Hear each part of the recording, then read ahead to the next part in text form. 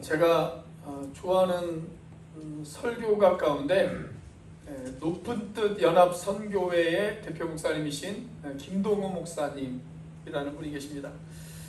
지금은 은퇴하시고 또 암 투병 중이시라 여러 가지 좀 힘들고 어려우신 가운데 있는데, 이분이 평상시에 아주 자주 하시던 말씀 가운데 우리는 잘 산다라고 하는 말을 잘못 사용하고 있다, 이런 이야기를 자주 하셨어요.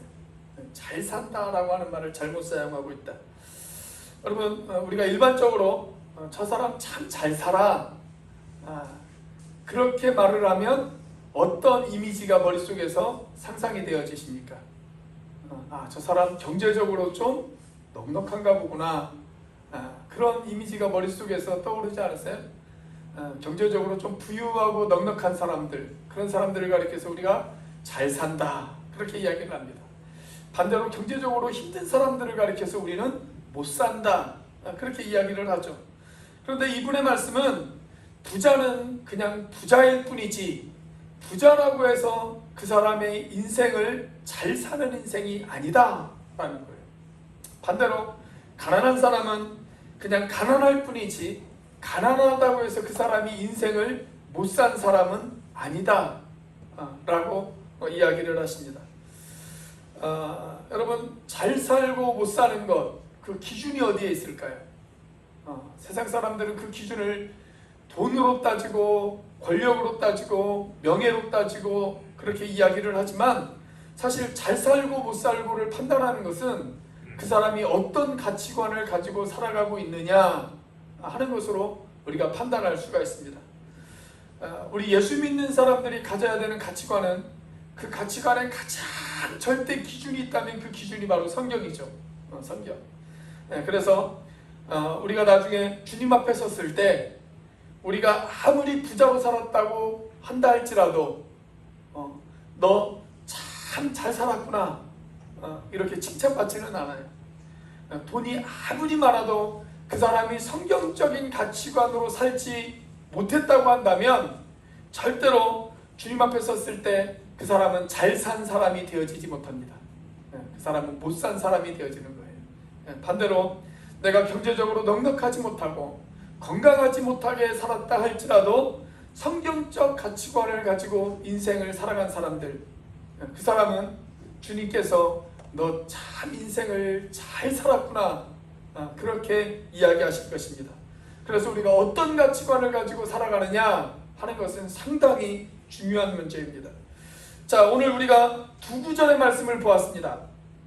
한 구절은 요한계시록에 있는 말씀이고 다른 한 구절은 야고보서에 있는 말씀입니다. 그런데 이 두 구절을 보면 공통적으로 등장하는 단어가 하나 있어요. 그 단어가 뭘까요? 생명의 면류관입니다. 생명의 면류관. 요한계시록 2장 10절 말씀에도 생명의 면류관 이야기가 등장을 하고, 야고보서 1장 말씀에도 생명의 면류관이 등장을 합니다. 자, 그런데 이 두 구절에 공통으로 등장하는 또 다른 단어가 하나 있어요. 무슨 단어가 있을까요? 시험이라고 하는 단어입니다. 시험. 자, 요한계시록 2장 10절 말씀에 보면 너희 가운데 몇 사람은 옥에 던져 시험을 받을 것이다. 그러나 죽도록 충성하면 그 사람에게 생명의 면류관이 주어질 것이다. 그렇게 이야기를 하고 있어요. 자, 야고보서 1장 12절 말씀에도 보면 시험을 참는 자들에게 복이 있는데 생명의 면류관이 바로 그들의 것이다 라고 그렇게 이야기를 하고 있습니다. 자, 두 구절 모두 다 생명의 면류관을 이야기하면서 동시에 시험을 이야기하고 있습니다. 자, 그러면 이 생명의 면류관에 대해서 우리가 무엇을 추측할 수 있을까요? 우리는 이런 결론을 내릴 수가 있습니다. 시험을 잘 견딘 사람들, 시험을 잘 참고 그 시험을 잘 견딘 사람들에게 주어지는 상급이 있는데 그 상급이 바로 생명의 면류관이다. 이런 추측을 우리가 할 수가 있습니다. 자, 우리가 인생을 살아가면서 많은 시험을 만납니다. 다양한 색깔의 시험을 우리는 경험을 합니다. 어떤 분들은 물질적인 시험을 당할 수도 있습니다. 어떤 분들은 건강에 문제가 생겨서 시험을 당할 수도 있습니다. 어떤 사람들은 사람들과의 관계가 틀어져서 거기에서 오는 시험을 겪을 수도 있습니다. 그리고 어떤 분들은 영적인 시험을 당할 수도 있습니다. 우리는 이렇게 살아가면서 다양한 시험을 만나기도 하고 그러한 시험을 경험하기도 합니다. 자, 그런데 우리가 성경적인 가치관을 가지고 인생을 살아가려고 작정하면, 내가 성경적인 가치관을 가지고 인생을 한번 살아봐야지 이렇게 결단하는 순간 우리에게 반드시 찾아오는 것, 그것이 바로 시험이에요. 시험은 반드시 찾아옵니다. 내가 하나님의 말씀대로 살려고 작정하면 내 삶 가운데 반드시 찾아오는 것이 있는데 그것이 바로 시험이에요. 시험. 자, 그런데 우리가 하나님의 뜻대로 살아가는 것, 그걸 가장 싫어하는 존재가 바로 사탄이죠. 그래서 사탄은 우리를 방해해요. 내가 하나님의 뜻대로 살아가지 못하도록 우리를 방해하고 회방을 놓습니다. 그래서 우리에게 시험을 가져옵니다. 그런데 그 시험을 잘 참는 사람, 그 시험을 잘 견디는 사람, 그 시험을 승리하는 사람, 그 사람에게 주어지는 하나님의 상급, 그것이 바로 생명의 면류관이다 라는 거예요. 자, 그런데 오늘 이 두 말씀을 좀 더 면밀하게 분석을 해보면, 시험은 시험인데 같은 시험이라고 하는 단어를 사용을 했는데 요한계시록에 나오는 시험과 야고보서에 나오는 시험이 조금 다르다는 것을 우리가 알 수가 있어요. 시험은 시험인데 그 시험의 유형이 달라요. 자, 요한계시록 2장 10절에 나오는 시험은 외부적인 시험입니다. 시험의 원인이 밖에 있어요. 그래서 우리가 이것을 가리켜서 뭐라고 이야기할 수가 있냐면 핍박이다 라고 이야기할 수가 있습니다. 핍박이다.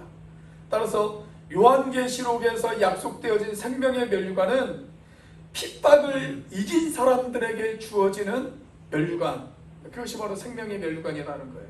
자, 그런데 야고보서 1장 12절의 시험은 외부적인 시험이 아니에요.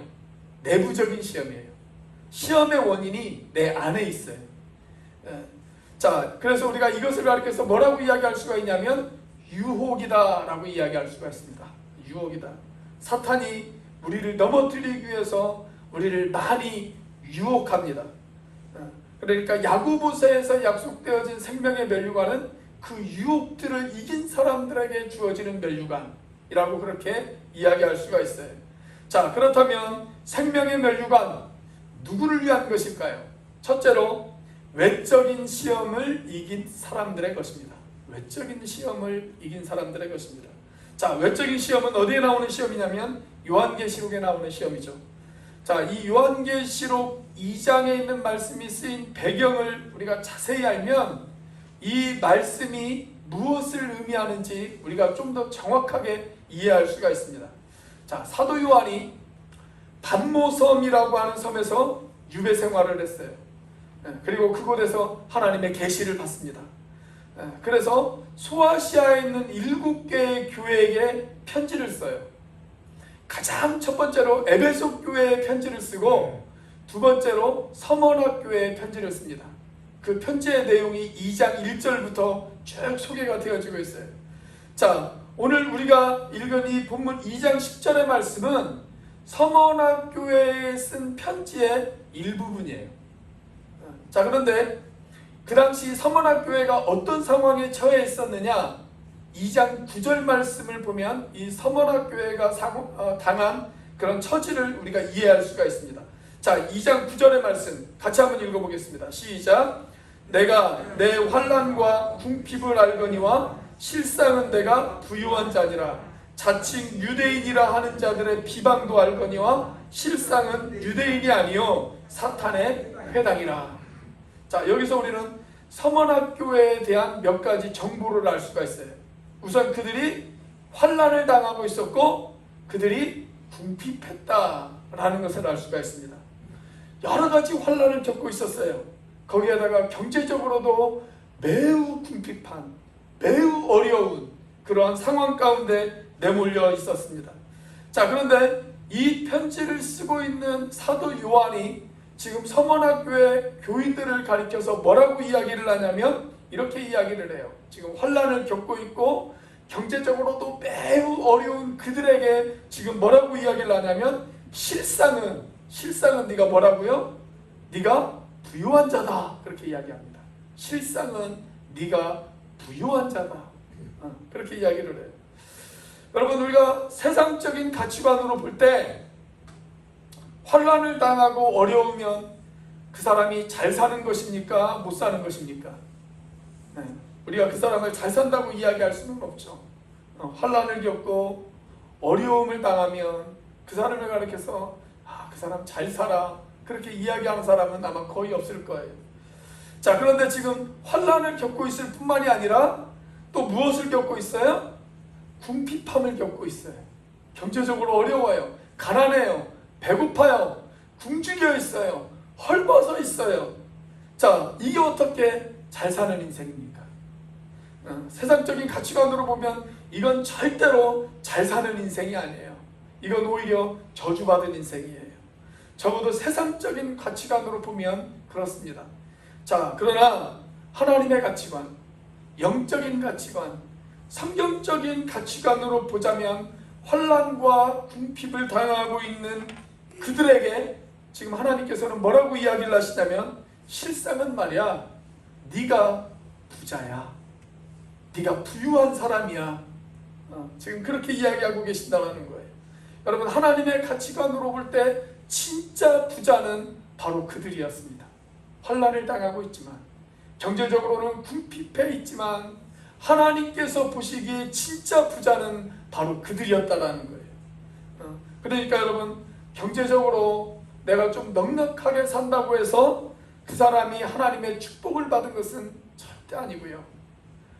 또 반대로 내가 경제적으로 조금 부족하다고 해서 그 사람이 하나님의 축복을 받지 못한 것도 절대 아니다 라는 것입니다.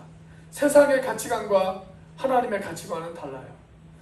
자, 우리가 이 본문에서 얻을 수 있는 또 하나 중요한 교훈이 있어요. 자, 2장 9절 말씀을 보면 거기에 유대인의 이야기가 나옵니다. 유대인들의 이야기가 나와요. 자, 뭐라고 나옵니까? 자칭 유대인이라고 하는 자들의 비방이 있었다. 그렇게 이야기가 등장을 합니다. 여러분, 그 당시 유대인들이 그리스도인들을 못살게 굴었어요. 그냥 못살게 굴었을 뿐만이 아니라 이 그리스도인들을 로마 제국에 고발을 했습니다. 무슨 제목으로 고발을 했느냐? 그 당시에 로마가 세계의 많은 부분들을 다스리고 있었잖아요. 그러다 보니까 로마가 정복한 곳곳마다 로마의 황제들이 한 일이 있어요. 무슨 일을 했냐면 로마 황제를 숭배하도록 강요를 했습니다. 자, 그런데 그리스도인들이 황제 숭배를 거부했거든요. 그래서 유대인들이 그리스도인들을 고발하는 거예요. 뭐라고 고발했냐면 이 서머나에 사는 그리스도인들이 황제 숭배를 거절했다. 그렇게 로마인들에게 고자질을 했어요. 자, 그때부터 서머나에 매서운 핍박의 바람이 불어오기 시작을 합니다. 고난을 겪기 시작해요. 오늘 계시록 2장 9절의 말씀이 지금 그것을 예언하고 있는 것입니다. 자, 그 예언을 좀 더 구체적으로 기록해 놓은 것이 2장 10절의 말씀이에요. 자, 2장 10절 말씀 우리 같이 한번 읽어보겠습니다. 시작. 너는 장차 받을 고난을 두려워하지 말라. 볼지어다 나귀가 장차 너희 가운데에서 몇 사람을 옥에 던져 시험을 받게 하리니 너희가 10일 동안 환난을 받으리라. 내가 죽도록 충성하라. 그리하면 내가 생명의 관을 내게 주리라. 자, 이 요한계시록은 AD 95년경에 쓰여졌습니다. 그런데 얼마 후에 이 기록한 이 문자 그대로 그 예언이 이루어져요. 이 요한계시록의 저자인 사도 요한의 제자 가운데 폴리캅이라고 하는 제자가 있었습니다. 이분이 아주 유명한 목회자였어요. 이분이 서머나교회 지도자였는데 이 폴리캅은 인격적으로 매우 존경을 받는 그런 분이셨습니다. 그래서 안 믿는 사람들도 이 폴리캅을 매우 존경하고 이 폴리캅을 따르고 이 폴리캅 앞에서 고개를 숙이는 그런 분이셨다고 그래요. 매우 겸손했고 인격적으로도 훌륭하고 영적으로도 훌륭한 그런 분이셨습니다. 자, 그런 목회자 밑에서 서머나교회라고 하는 교회가 아주 훌륭하게 잘 자랐어요. 좋은 교회가 만들어졌어요. 자, 그런데 이 폴리캅을 로마의 군인들이 체포를 합니다. 그때 폴리캅의 나이가 86살이었어요. 86세였습니다. 이 고령의 폴리캅을 잡아다가 처음에는 달콤한 말로 회유하기 시작을 합니다. 우리는 로마인이지만 당신을 매우 존경하고 존중합니다.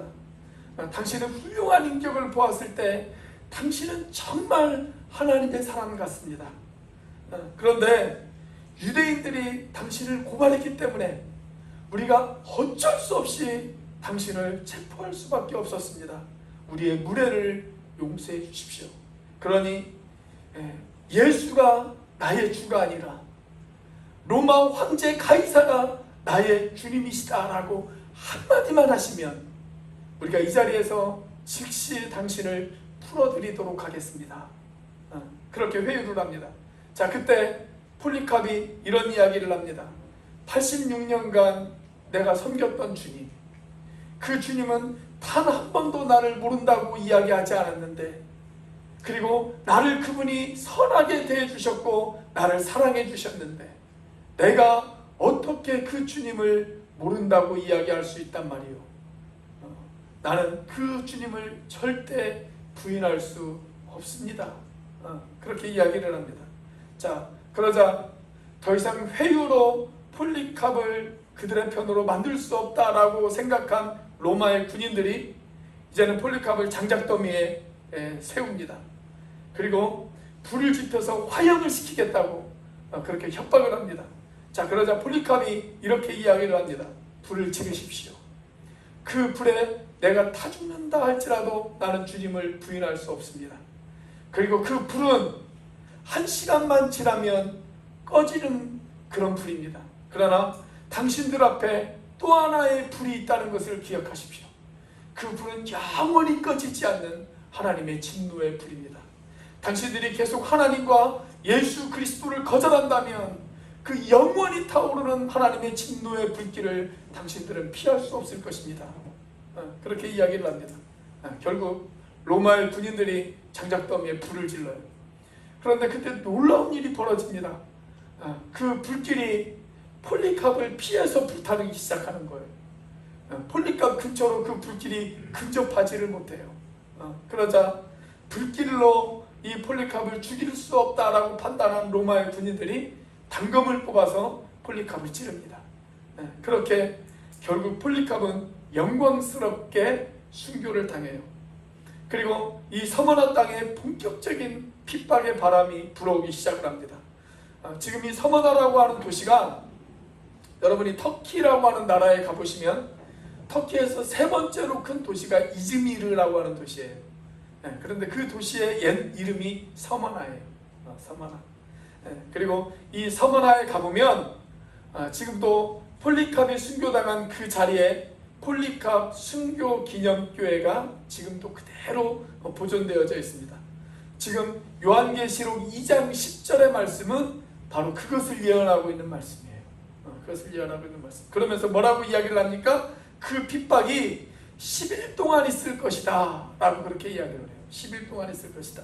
이 10일은 진짜 열흘을 말하는 것이 아니라 그만큼 짧은 시간을 의미합니다. 핍박이 오래가지는 않을 것이다.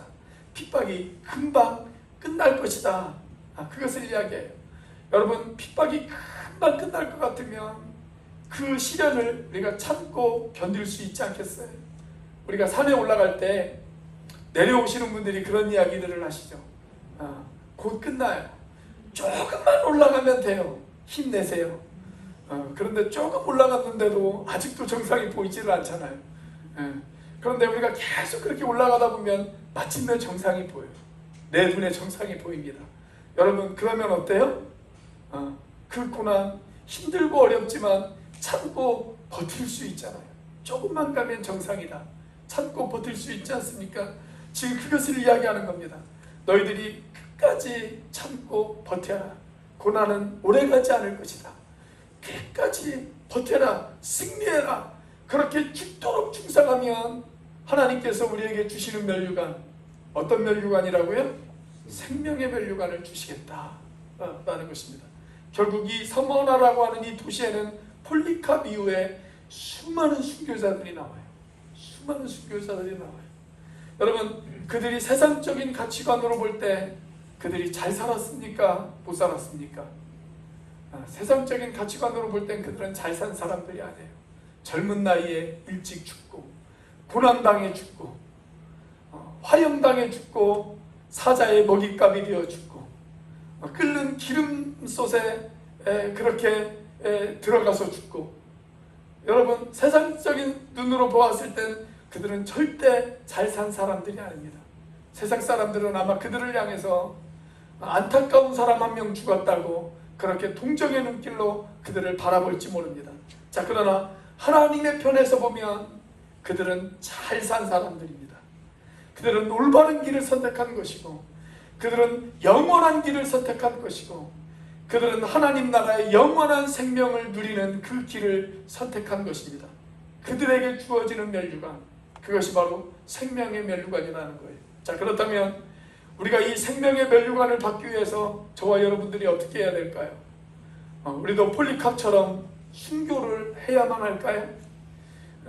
우리가 이 생명의 면류관을 받기 위해서 복음 들고 지금 당장 문제가 되어지고 있는 저 아프가니스탄으로 달려가서 우리가 그곳에서 복음을 전하다 장렬하게 순교를 당해야만 우리가 생명의 면류관을 받을 수 있을까요? 저는 그렇지 않다고 생각합니다. 저는 순교를 당하지 않는다 할지라도 이 땅에서 순교자의 마음으로 사는 모든 그리스도인들에게 하나님께서 주시는 면류관이 이 생명의 면류관이라고 저는 확신을 합니다. 여러분, 지금도 우리 주변에 보면 예수 믿고 바르게 살려고 하다가 손해를 보고 불이익을 당하는 사람들이 얼마나 많이 있는지 몰라요. 예수 믿고 내가 예수님 믿는 사람답게 직장 생활 한번 해보겠다고 하다가 직장에서 불이익 당하는 사람들, 내가 예수 믿고 바르게 사업 한번 해봐야지 그렇게 생각하고 사업하다가 사업에서 불이익을 당하는 사람들, 여러분, 그런 사람들이 얼마나 많이 있는지 모릅니다. 제가 그런 이야기를 할 때마다 생각나는 사람이 한 사람 있어요. 제가 이분에 대해서도 예전에 여러분에게 한번 이야기를 해드린 기억이 납니다. 이분은 작은 그 중소기업을 운영하시는 사장님이셨어요. 오랫동안 그냥 습관적으로 신앙생활을 했습니다. 그러다 어느 날 교회에서 하는 성경공부 프로그램을 이분이 참여하게 되어졌고, 그 성경공부 프로그램을 통해서 예수님을 인격적으로 만났어요. 예수님을 인격적으로 만나고 나서 이분이 작정한 게 있어요. 그래, 내가 하나님의 뜻대로 이 기업을 한번 운영해 봐야지. 그렇게 작정을 했습니다. 그리고 그때부터 정직하게 세금 내고, 불법적인 로비 하지 않고, 그리고 뇌물 주지 않고, 거래처 사람들에게 술 대접하지 않고, 내가 그렇게 한번 이 기업을 운영해 봐야 되겠다라고 결단을 했습니다. 그리고 사람들에게 그렇게 선언을 했어요. 내가 앞으로는 정직하게 세금 내겠습니다. 그리고 불법적인 로비하지 않겠습니다. 뇌물도 주지 않겠습니다. 거래처 사람들에게 술 대접하지 않겠습니다. 그렇게 선언하고 사업을 운영하기 시작을 했습니다. 어떻게 되어졌을까요? 망했습니다. 망해도 아주 폭삭 망했습니다. 폭삭 망했어요. 자, 그런 상황이 되어지면 우리가 구약 성경에 등장하는 많은 선지자들처럼 이렇게 외칠 수도 있잖아요. 하나님, 왜 의인은 망하고 악인은 저렇게 형통합니까? 그렇게 외칠 수도 있지 않겠습니까? 그런데 한 6개월 정도의 시간이 흘렀어요. 이분이 이제 회사가 망했는데, 망하기 전에 열심히 직장 생활을 하던 직원들이 한 6개월 정도 지나니까 이분이 다니는 교회에 등록을 하셨답니다. 그래서 물어봤대요. 이 사장님이, 아니 어떻게 교회 나올 생각을 하셨습니까? 제가 회사가 정상적으로 운영이 되어질 때도, 그렇게 교회 같이 가자고 이야기를 했을 때도 나오시지 않던 분들이 회사가 폭삭 망했는데 어떻게 교회 나오실 생각을 하셨습니까? 라고 물어봤대요. 그런데 이 직원들이 이렇게 이야기를 하더랍니다. 자기들이 사장님을 지켜보니까 예수 믿고 정직하게 세금 내고 뇌물 안 주고 그렇게 하나님의 뜻대로 회사를 운영하겠다라고 선언을 하고 정말 그렇게 회사를 운영하는 모습을 보았대요. 그런데 망해버렸어요. 예수 믿고 예수님 말씀대로 하다가 회사가 망해버렸으니까 이제는 예수님 욕하고 더 이상 예수 안 믿겠다 그럴 줄 알았대요. 그런데 그 뒤에도 열심히 예수를 믿더랍니다. 그리고 자신의 사재를 정리해가지고 직원들의 퇴직금을 주기 시작을 하더래요. 법적으로 그렇게까지 하지 않아도 되거든요. 그런데 자신의 사재를 다 정리해서 일일이 직원들의 퇴직금을 다 정산해주고 그리고 그 직원들에게 전화를 일일이 걸어서 그동안 참 고마웠다고, 비록 회사가 어려워졌지만 그동안 회사를 위해서 애써줘서 너무나도 고맙다고, 나중에 형편이 좋아지면 다시 한번 우리 잘 시작해보자고 그렇게 인사를 하더랍니다. 그 모습을 보고 나서 야, 우리 사장님이 믿는 예수가 진짜구나 그런 생각이 들더래요. 그게 감동이 되어져서 자기들도 예수 믿기로 결심했다 그렇게 이야기를 하더랍니다. 이렇게 예수 믿는다는 이유 하나 때문에 세상에서 불이익당하고 예수 믿는 이유 하나 때문에 세상에서 핍박을 당한다 할지라도 여전히 하나님의 가치관을 붙잡고 살아가는 사람들, 바로 그들에게 주어지는 면류관이 생명의 면류관입니다. 생명의 면류관. 목사님, 저는 그 생명의 면류관 안 받아도 좋으니까 제 인생에 그런 불이익은 없었으면 좋겠습니다. 혹시 그렇게 생각하시는 분들 안 계시죠? 여러분, 저와 여러분이 이 생명의 면류관을 사모하는 사람들이 되어졌으면 좋겠습니다. 우리에게 닥칠 모든 핍박과 환난을 이겨내고 이 면류관을 얻게 되시기를 주의 이름으로 축원합니다. 자, 생명의 면류관 누구의 것입니까? 두 번째로 내적인 시험을 이긴 사람들의 것입니다. 내적인 시험을 이긴 사람들의 것입니다. 자, 야고보서를 보면 거기에 내적인 시험을 이긴 사람들의 이야기가 등장을 합니다.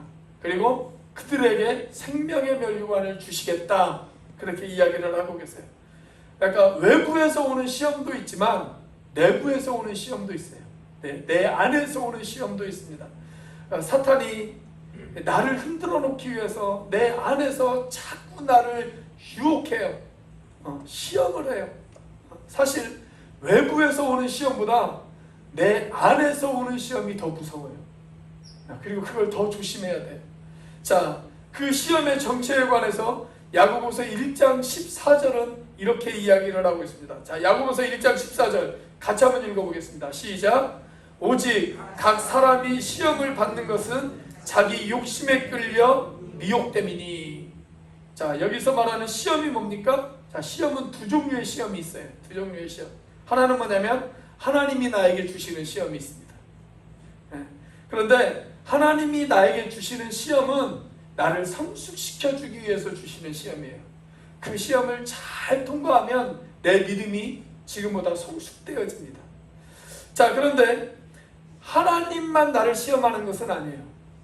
사탄도 나를 시험해요.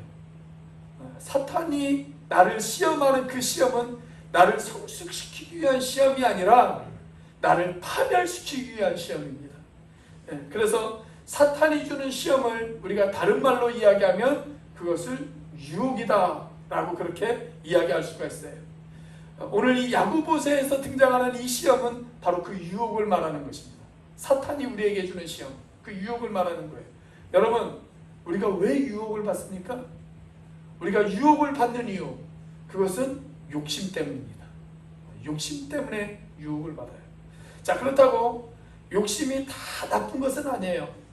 욕심에는 건강한 욕심도 있고 건강하지 못한 욕심도 있습니다. 저는 건강한 욕심을 가리켜서는 의욕이라고 그렇게 이야기하고 싶어요. 의욕이다. 자, 학생이 시험을 봐서 좀 더 좋은 성적을 받고 싶어하는 욕심이 있는 것, 여러분, 그것이 나쁜 욕심입니까? 좋은 욕심입니까? 좋은 욕심이죠. 그건 좋은 욕심이에요. 학생이 가져야 될 마땅한 욕심이에요. 내가 좀 더 좋은 성적을 얻어야지. 그래서 열심히 공부하는 것. 그건 좋은 욕심입니다. 자, 우리가 직장에서 좀 더 인정받고 승진하기 위해서 열심히 일하는 것. 욕심이죠. 근데 그게 좋은 욕심입니까? 나쁜 욕심입니까? 좋은 욕심입니다. 그것은 좋은 욕심이고 건강한 욕심이고 있어야 되는 욕심이에요. 사업하는 사람들이 사업을 성공하기 위해서 열심히 일을 하는 것, 그건 좋은 욕심입니다. 자, 그렇게 욕심은 좋은 욕심도 있어요. 자, 그렇게 건강한 욕심을 가리켜서 우리는 의욕이다 라고 그렇게 이야기할 수가 있습니다. 사람은 이런 의욕이 있어야 발전할 수가 있어요. 의욕이 없으면 그 사람은 발전할 수가 없어요. 사람이 의욕이 있기 때문에 자신의 삶을 발전시키고 과학을 발전시키고 정치를 발전시키고 문화를 발전시켜 왔습니다. 그러니까 욕심이 다 나쁜 것은 아니에요. 욕심 중에는 좋은 욕심도 있어요. 자, 그런데 그 욕심이 아무리 좋은 욕심이라 하더라도 그 욕심이 통제되어지지 못하고 절제되어지지 못하면 어떻게 되어질까요? 그러면 건강하지 못한 욕심이 되어집니다. 그리고 그 건강하지 못한 욕심은 무엇을 가져올까요? 죄를 가져옵니다. 죄를 가져와요. 학생이 시험 성적 좋게 받아야지, 내가 좋은 성적을 거둬야지, 그건 좋은 욕심이에요. 그런데 그 좋은 욕심이 너무 과해서 통제되어지지 못하고 절제되어지지 못해서 컨닝을 했어요. 그러면 그건 뭐예요? 그건 좋지 못한 욕심이에요. 욕심이 병들었어요. 그 병든 욕심은 무엇을 가져와요? 죄를 가져와요. 죄를 가져옵니다. 몇 년 전에, 꽤 오래전 이야기예요. 한 10년 전의 이야기예요. 제가 지금도 제 머릿속에서 기억이 떠나지 않는 뉴스가 하나가 있는데, 어떤 청년이 지방에서 대학교를 나왔습니다. 여기저기 회사에다가 이력서를 제출을 했어요. 근데 채용이 되어지지 않았어요. 그 학생에게 제일 큰 약점이 하나 있었는데, 그 약점이 뭐냐면 토익 점수가 좋지를 못해요. 그게 가장 큰 약점이었어요. 그래서 그것 때문에 계속 떨어져요. 이 학생이 토익 점수를 올리고 싶어서 500만 원을 주고 사람을 고용합니다. 그래서 시험 당일날 휴대폰을 하나 가지고 시험장에 들어갔어요. 그 당시 휴대폰은 지금처럼 우리가 쓰는 스마트폰이 아니에요. 그 조그만한 뭐 한 1인치, 2인치 정도 되는 조그만한 액정 있잖아요. 그 액정이 있는 그런 휴대폰이었어요. 그 액정을 가지고 시험장에 들어갔어요. 그때는 휴대폰을 가지고 시험장에 들어갈 수 있었으니까, 지금은 휴대폰 가지고 시험장에 못 들어가지만 그때는 그게 잘 속이면 가능했습니다. 그렇게 그 휴대폰을 가지고 시험장에 들어갔어요. 그리고 옷소매를 그 액정만하게 잘랐습니다. 그리고 시험을 보면 500만 원을 주고 고용한 그 사람이 문자를 보내주는 거예요. 그리고 그 문자를 보고 답을 달아요. 답을 보내주는 거죠. 답을. 그 사람도 시험장에 휴대폰을 가지고 들어갔고, 자기도 시험을 보면서 문자를 이 사람에게 보내면 이 사람이 그것을 그대로 받아 적는 거예요. 자, 그래서 토익 300점을 받던 학생이 졸지에 토익 800점을 맞았습니다. 여러분, 좋은 점수 받고 싶은 것 좋은 욕심이에요. 그건 학생으로서 가져야 될 당연한 욕심이에요. 내가 좋은 직장에 취직하고 싶다. 그것도 마땅히 있어야 될 욕심입니다. 그것은 죄가 아니에요. 그런데 그 욕심을 잘못 사용하면 그때는 뭐가 되어져요? 그게 죄가 되어지는 거예요. 죄가 되어져요. 여러분, 그렇게 욕심을 잘못 사용하고 다스리지 못하면 그 욕심이 장성해서 뭐가 되어지냐면 죄가 되어집니다. 그리고 그 죄를 계속 허용하면 그 죄가 뭐가 되어질까요? 사망이 되어집니다. 그러니까 욕심이라는 놈에게 아들이 하나 있어요. 그 아들 이름이 뭐예요? 죄예요. 그리고 그 죄라고 하는 놈에게도 아들이 하나 있어요. 그 아들 이름이 뭐예요? 사망입니다. 자, 그 말씀이 어디에 나와요? 야고보서 1장 15절에 그 말씀이 나옵니다. 자, 우리 같이 한번 읽어보도록 하겠습니다. 같이 읽습니다. 시작. 시험을 참는 자는 욕심이 잉태한 즉 죄를 낳고, 죄가 장성한 즉 사망을 낳느니라. 우리가 욕심을 잘못 사용하게 되면 죄를 지어요. 그런데 이 죄가 주는 유혹을 우리가 이기지 못하면 우리가 면류관을 받지 못해요. 생명의 면류관을 받지 못합니다. 이 유혹을 잘 이겨낸 사람, 그 사람들에게 주어진 면류관, 그 면류관이 뭐예요? 생명의 면류관이에요. 그 말씀이 12절 말씀입니다. 자, 우리 12절 말씀 같이 한번 읽어보겠습니다. 시작. 시험을 참는 자는 복이 있나니 이는 시련을 견디어낸 자가 주께서 자기를 사랑하는 자들에게 약속하신 생명의 면류관을 얻기 때문이라. 시험을 어떻게 하는 사람이 복이 있다고요? 잘 참는 사람이 복이 있다. 우리에게 여러 가지 유혹들이 찾아옵니다. 저와 여러분들의 삶 가운데 죄를 짓고 싶어하는 수없이 많은 유혹들이 우리들 가운데 찾아옵니다. 그렇지만 그것들을 잘 다스릴 수 있어야 합니다. 그 유혹들을 잘 다스리면 하나님이 저와 여러분들을 향해서 이렇게 이야기를 하실 것입니다. 너 인생 참 잘 살았다. 참 잘 살았어. 그러면서 하나님이 저와 여러분들에게 주시는 것, 그것이 바로 생명의 면류관이다 라는 것입니다. 그러니까 잘 살았다라고 하는 말은 부자가 되었다라고 하는 뜻이 절대로 아니에요. 그것은 성경에서 이야기하는 가치관이 아니에요. 잘 살았다라고 하는 말을 우리가 다른 말로 바꿔서 이야기할 수 있다면 바르게 살았다라고 하는 말로 바꿔서 이야기할 수가 있어요. 그렇게 유혹을 이기고 잘 산 사람들, 하나님 앞에서 바르게 산 사람들, 그들에게 약속되어진 면류관, 그 면류관이 바로 생명의 면류관이라는 사실입니다. 자, 우리 옆에 있는 분들, 앞뒤에 있는 분들에게 한번 인사해 볼까요? 잘 사십시오. 바르게 사십시오. 그렇게 한번 인사해 보겠습니다. 바르게 사십시오. 여러분, 그거 우리 부자가 되라는 이야기가 아니고요. 바르게 살라라는 이야기예요. 바르게 살아라. 사랑하는 여러분, 여러분은 지나온 모든 삶을 뒤돌아보았을 때 여러분들은 어떻게 사셨습니까? 잘 사셨습니까? 바르게 사셨습니까? 우리가 주님 앞에 사는 날, 사랑하는 아들아, 사랑하는 딸아, 너는 참 잘 살았어. 너는 참 바르게 살았어.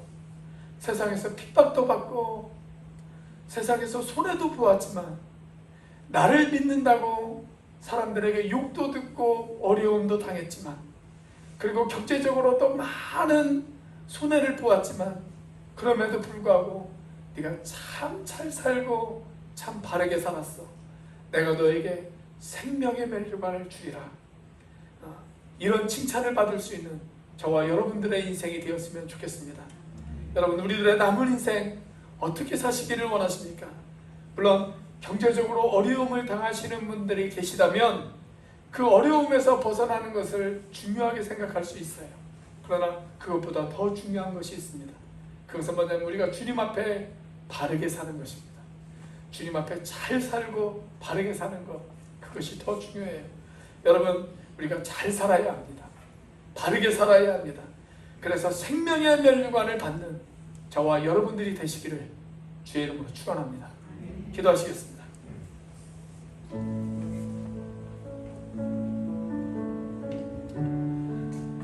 우리 시간 함께 기도하기를 원합니다. 사랑하는 여러분, 우리에게 외적으로 시험이 올 수 있습니다. 많은 핍박이 올 수 있습니다. 내가 예수 믿는다는 이유 때문에 사람들이 우리를 조롱하고 욕하고 핍박하고 손가락질하고 그럴 수 있습니다. 내적으로도 시험이 올 수 있습니다. 모든 시험을 잘 참고 견디고 이기는 사람, 바로 그들에게 약속하신 하나님의 면류관, 그 면류관이 바로 생명의 면류관입니다. 하나님, 유혹이 있어도 핍박이 있어도 조롱이 있어도 아픔이 있어도 내가 잘 참기를 원합니다. 잘 견디기를 원합니다. 하나님, 바르게 살기를 원합니다. 정말 하나님 앞에 잘 살기를 원합니다. 그래서 주님께서 우리에게 주시는 생명의 면류관, 그 면류관을 받을 수 있는 내 인생이 되어질 수 있도록 인도하여 주옵소서. 우리 이런 기도 제목을 가지고 같이 한번 이 시간 한 목소리로 하나님 앞에 기도하도록 하겠습니다. 같이 한번 기도합니다. 할렐루야. 살아계시며 역사하시는 하나님, 아버지 하나님 감사합니다. 하나님 도와주시옵소서. 하나님 인도하여 주시옵소서. 하나님, 내가 하나님 앞에 잘 살기를 원합니다. 하나님 앞에 바르게 살기를 원합니다. 하나님, 외적인 시험이 우리에게 닥친다 할지라도, 아버지 하나님, 내 안에 아버지 하나님 시험이 나에게 닥친다 할지라도, 아버지 하나님, 그 모든 것들을 잘 이기고 승리하여 아버지 하나님 주님 앞에 바르게 살기를 원합니다. 아버지 하나님, 주님 앞에 칭찬받는 인생이 되어지기를 원합니다. 아버지 하나님, 생명의 멸류관을 받을 수 있는 아버지 하나님 그러한 인생이 되어지기를 원합니다. 하나님, 내가 잘 사는 인생이 되어지게 하여 주옵소서. 하나님 앞에 바르게 사는 인생이 되어지게 하여 주옵소서. 오 하나님, 도와주시옵소서.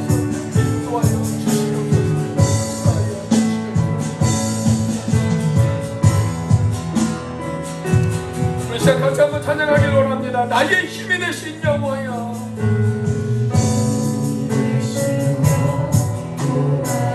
내가 주님을 사랑합니다. 내가 주님을 사랑합니다. 주는 나의 반석이시며, 주는 나의 반석이시며, 나의 요새시라.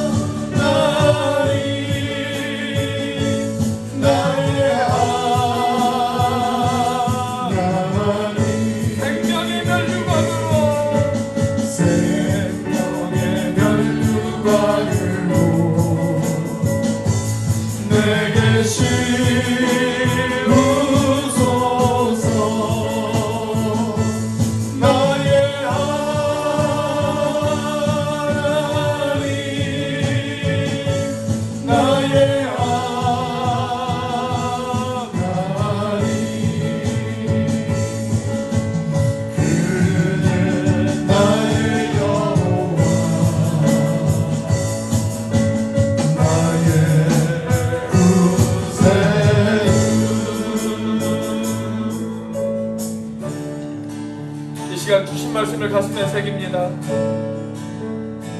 하나님, 우리에게 찾아오는 핍박과 환난을 이길 줄 아는 인생이 되어줄 수 있도록 도와주시옵소서. 우리 안에 있는 온갖 죄의 유혹들도 이기게 하여 주시옵소서. 외적인 시험도 이기게 하여 주시옵소서. 내적인 시험도 이기게 하여 주시옵소서. 그래서 주님 앞에 정말 잘 사는 인생, 바르게 사는 인생이 되어줄 수 있도록 하나님 축복하여 주시옵소서. 그래서 우리가 주님 앞에 섰을 때 사랑하는 아들아, 사랑하는 딸아, 너 참 잘 살았다, 너 참 바르게 살았다, 내가 생명의 멸류관을 너에게 주노라, 아버지 하나님 이러한 칭찬을 받을 수 있는 하나님 우리들의 인생이 되어줄 수 있도록 축복하여 주시옵소서. 이제는 우리를 위하여 십자가에 달리신 성자 하나님의 은혜와 그 독생자를 죽기까지 내어주신 성부 하나님의 사랑과 지금도 그 사랑을 깨닫게 하시고 충만하게 하시는 성령 하나님의 교통하심이 주님 앞에 섰을 때 너 참 잘 살았어. 아픔이 있었고 어려움이 있었지만, 힘들고 고된 인생을 살았지만 그래도 잘 참고 잘 싸워서 잘 이겼어. 내가 생명의 멸류관을 너에게 주리라. 이런 칭찬과 함께 생명의 멸류관을 받아들이기를 소망하는 우리 온누리교회 형제자매들 머리 위에 지금부터 영원까지 함께 하시기를 예수님의 이름으로 간절히 기도하옵나이다.